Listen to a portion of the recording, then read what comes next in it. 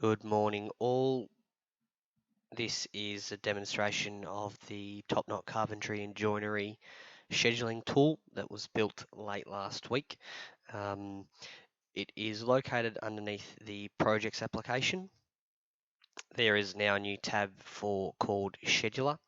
The reason we have done this is it allows functionality on the mobile application, as I'll demonstrate later, that is much improved for checking in and out personnel on site. So once I click the scheduler, you can see a duplicate button, a day shifter between a day view, a list of all open projects, your staff members who are assigned on the given projects, and a list of the currently unassigned project or team members, sorry. If I would like to add anyone, I can simply drag them from the unallocated list to the allocation spot, and I can simply drag and drop back into the queue if I do not wish for him to be allocated to that project. If I'd like to change the allocation, I can simply drag and drop between the applications too. If I would like to duplicate today's current roster till tomorrow, I can click duplicate. I can select the day that I would like to duplicate it to, click duplicate, and what I'll get is an exact replication of what I've rostered today for tomorrow. So this is one part of it. There are a few key considerations at this stage. One is that there is a default start and end time on the roster. So the commencement is 7 a.m. and the termination of the roster is currently 3 p.m. We need to know as a percentage how often we have starts that are not 7 a.m., how frequently we have staggered starts, and so on and so forth. Obviously, our tool will be built and catering for those things that happen a majority of the time, but obviously we need to understand any requirements outside of this to ensure that we can provide you functionality to suffice.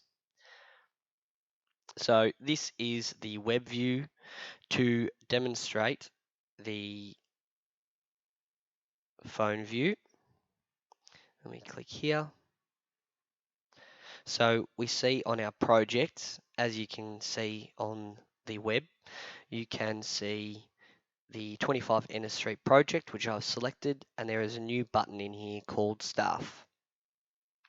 From Staff, I can see my 4 assigned employees for the day.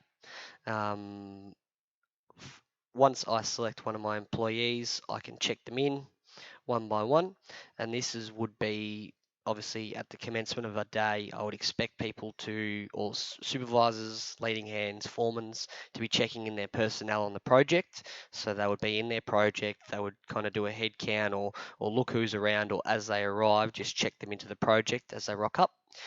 This does directly correlate against people's timesheet also.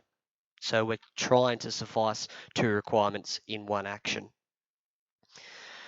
Once the day is finished, I can click on Aidan and I can check him out. And you see that this on-site versus left site is now changing. So I see a live count on who's on site, which is great for obviously an emergency evacuation. I can see all those people who are on site and not on site. So if I just quickly demonstrate what would happen if Anthony was scheduled to be on site but did not rock up. We can see with a refresh that he's still planned but not arrived. So I can see a live count that there's 3 people on site at the moment. One of them has already left, and so I could go about at the end of my day checking out my employees. And in an extra minute, I could simply review any check-in, check-out times if I needed to make sure that they were spot on. So the consideration at this point is that maybe we need to look at rounding these numbers up into 15-minute allotments. So if we're checking people in at 7:04, that they go to 7:15, or at 6:59 they go to 7 a.m. Things like that in whole number allotments. Alternatively, we can just leave it with the responsibility of the site foreman at this stage. So this is just at the end of my day that the site foreman is just checking everyone out of the project, ensuring that everyone is off site and just shoring up their timesheets, because this is obviously the other point of it, is that we're trying to suffice the requirement of having a timesheet filled in.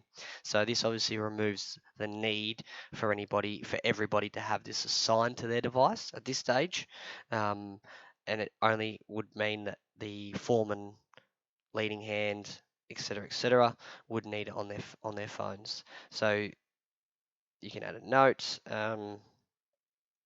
left late, drop van at head office.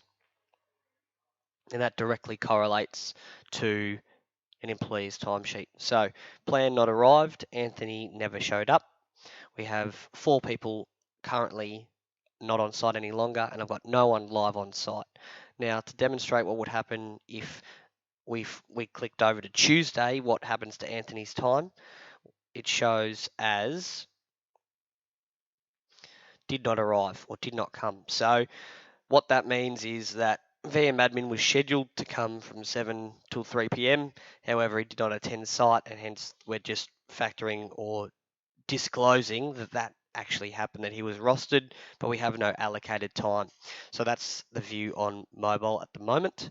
If we had someone not necessarily allocated, but as an emergency call in on the morning, and I needed to add them to my roster or to my site, I could simply click plus, and let me just show you what this is doing.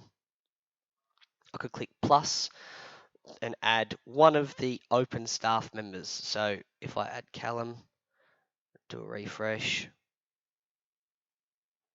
there's Callum there. So I can add anyone as needed at the time of the event. So what I cannot do is add people into my project from other projects. So I can only select people in this list that are currently unassigned, which is the exact same on the web. So if we're still scheduling, then I can still select people out of that list, but this should only really be applicable for when, let's say, we have an emergency call in at 6:30 and we send Jeremy to attend site, that the person on site who might not have had that communication Jeremy will rock up, say, oh, I was instructed to attend site, where then we have the site supervisor, leading hand, foreman, simply add him to his roster and check him in. Say, yeah, he's on site. So then I've just got a 1 on site count. So please let us know what you think, where we're at currently, and what else we need to do. I have an understanding that obviously we need to do further works on the notifications, but at this stage what we've done is we've built a first layer function, and now what we're looking to do is understand what we need to do to make it very top knot friendly, make it exactly what you guys require as a function, and then we can take the next necessary steps from there. Appreciate your time. Thank you.